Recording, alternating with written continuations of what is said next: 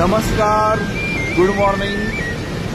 आज 18 ऑगस्ट 2025 सकाळची 7ची वेळ आहे आणि आपण बघू शकत असाल राधानगरी धरणाच्या 7ही स्वयंचलित दरवाजे उघडलेले आहेत आणि टोटल या 7 स्वयंचलित दरवाजांमधून व बीओटी तत्वावरील पॉवर हाऊसमधून असा टोटली 11,500च्या दरम्यानचा विसर्ग भोगावती नदीपात्रात होत आहे।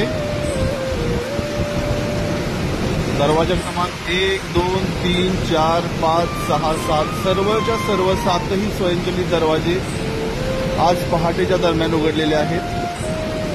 गेले 2 दिवस राधानगरीमध्ये मुसळधार पाऊस सुरू आहे आणि हवामान विभागाने सुद्धा सांगितलेलं आहे की 21 ऑगस्टपर्यंत पावसाचा जोर असाच राहण्याची शक्यता आहे। त्यामुळे सर्व नदीकाठच्या लोकांनी सतर्क राहावे, प्रशासनाच्या सूचनांचे पालन करावे आणि अजूनही काही अपडेट्स असतील तर आम्ही आपल्याला सतत देतच राहू। फक्त प्रशासनाशी कनेक्ट राहून त्यांना सहकार्य करा।